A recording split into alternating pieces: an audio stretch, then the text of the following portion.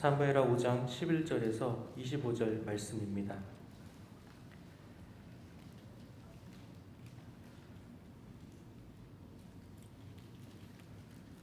11절 말씀 제가 먼저 읽겠습니다. 두로왕 히람이 다윗에게 사절들과 백향목과 목수와 석수를 보내매 그들이 다윗을 위하여 집을 지으니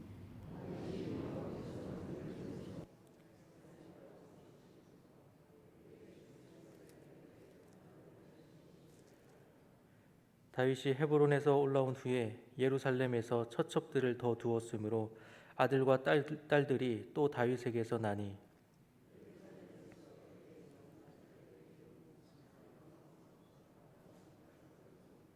이팔과 엘리수아와 네벡과 야비아와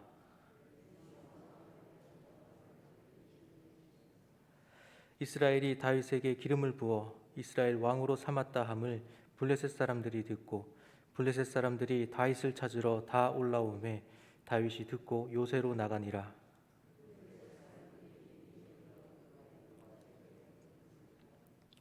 다윗이 여호와께 여쭈어 이르되 내가 블레셋 사람에게로 올라가리이까 여호와께서 그들을 내 손에 넘기시겠나이까 하니 여호와께서 다윗에게 말씀하시되 올라가라 내가 반드시 블레셋 사람을 내 손에 넘기리라 하신지라.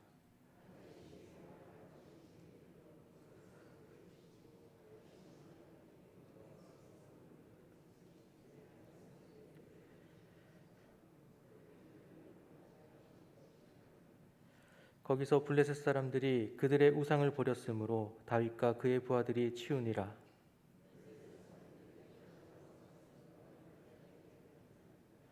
다윗이 여호와께 여쭈니 이르시되 올라가지 말고 그들을 뒤로 돌아서 뽕나무 숲을 맞은편에서 그들을 기습하되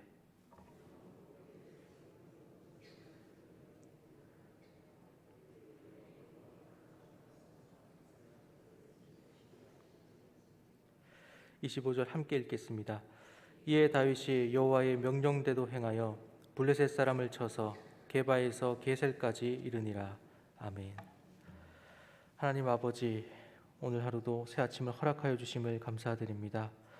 피곤한 중에도 주님을 사모하며 나온 발걸음들을 기억하여 주옵시고 이 예배 가운데 함께하여 주옵소서.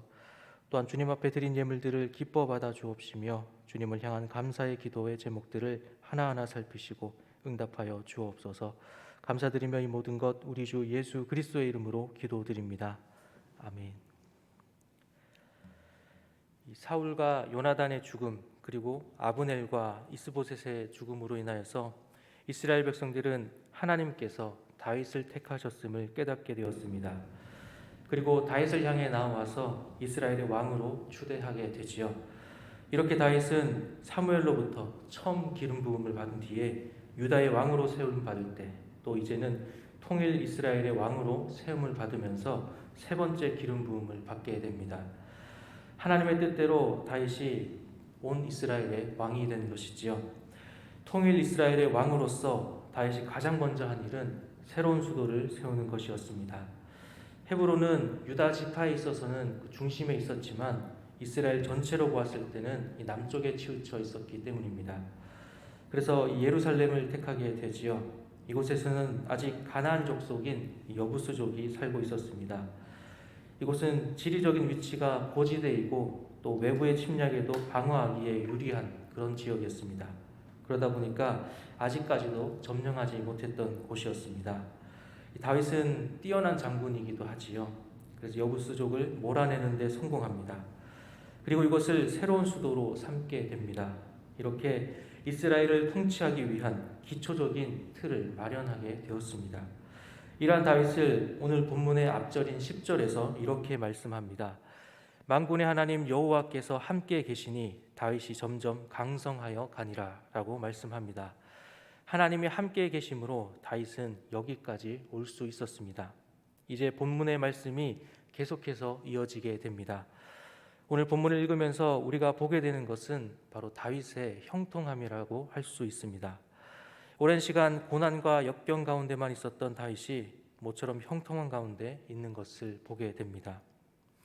형통을 경험하고 있는 다윗을 보면서 오늘 함께 말씀을 나누고자 합니다. 11절에서 이 두로의 왕 히람이 다윗의 왕궁을 짓는 데 필요한 물자와 또 인력들을 보내서 도왔다라고 말씀하고 있습니다. 이 히람이 보낸 레바논의 백향목들은 당시 가장 아름답고 또 귀한 나무로 여기는 최고의 목재였습니다. 이를 통해 우리가 알 수 있는 것은 이 다윗의 이스라엘이 주위의 나라에게까지 영향력을 미칠 만큼 아주 강성한 나라가 되었다라는 것이지요. 이러한 가운데 12절에서 말씀합니다. 다윗이 여호와께서 자기를 세우사 이스라엘 왕으로 삼으신 것과 그의 백성 이스라엘을 위하여 그 나라를 높이신 것을 알았더라 라고 말씀합니다. 다윗은 이러한 형통함이 하나님으로부터 온 것임을 알고 있었습니다.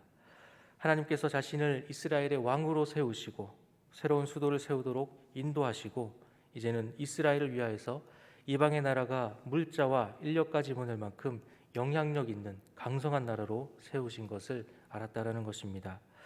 12절에 알았더라라는 말은 지식적으로 배워서 알고 있는 것을 뜻하는 것이 아니라 경험을 통해서 깨닫게 되는 것을 의미합니다.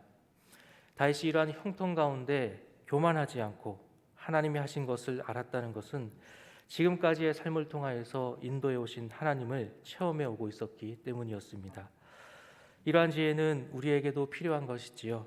우리의 삶 가운데 인도하시는 하나님을 경험하고 깨닫는 우리 모두가 되기를 소망합니다. 그런데 13절 말씀을 보게 되면 이 예루살렘으로 온 후에 다윗은 첩첩들을 더 두었음을 보게 됩니다. 그리고 11명의 아들을 더 얻었습니다. 이 성경에 기록되지 않은 딸까지 더한다고 한다면 그의 자녀는 훨씬 더 많았을 것입니다. 이것은 무엇을 말씀합니까? 이 젊은 자의 자식은 장사의 수중에 화살과 같다라고 성경은 말씀하고 있고, 또한 많은 자녀들은 왕으로서 그 다윗의 자리가 더욱 굳건해졌다라는 것을 우리가 알게 되는 것이지요. 그러나 이 많은 처와 첩들을 두었다라는 것은 이 세상의 관점에서는 강한 왕의 모습으로 여겨질지라도 하나님이 기뻐하실 일이 아니라는 것은 분명합니다.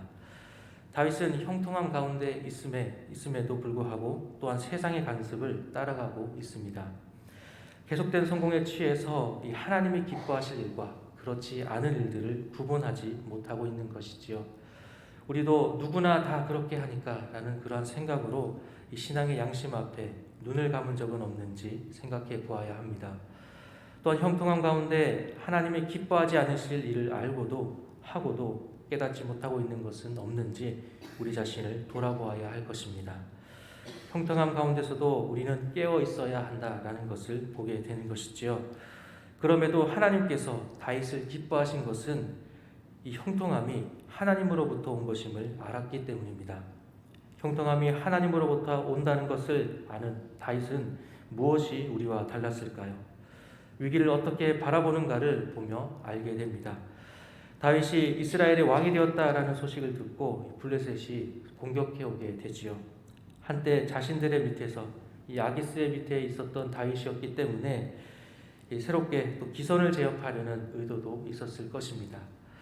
왕으로서 자신의 나라에 적이 쳐들어왔다면 가장 먼저 해야 할 것이 이 수비를 위하여서 군사들을 모으는 일일 것입니다. 그러나 다윗은 하나님 앞에 나아가서 블레셋을 맞서는 것이 맞는지 물었습니다. 그리고 그 전쟁에서 승리를 책임져 주실 것인지도 물었습니다.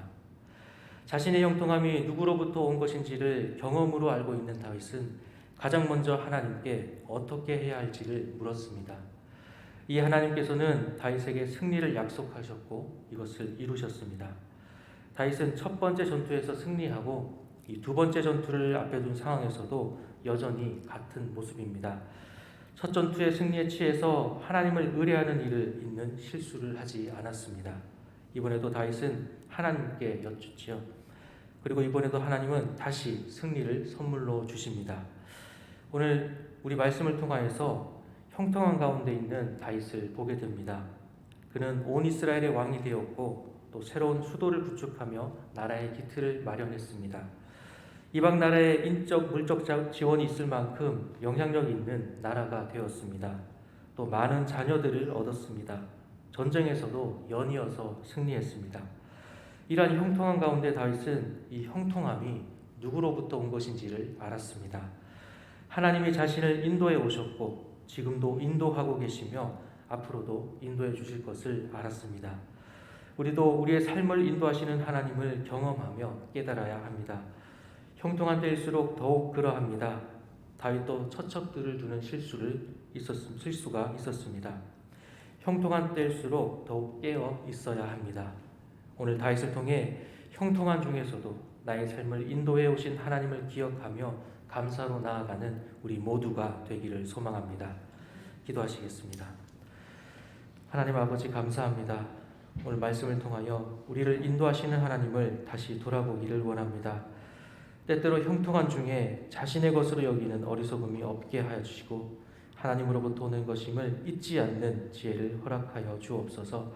삶 가운데 하나님의 인도하심을 경험으로 아는 은혜를 허락하여 주옵소서.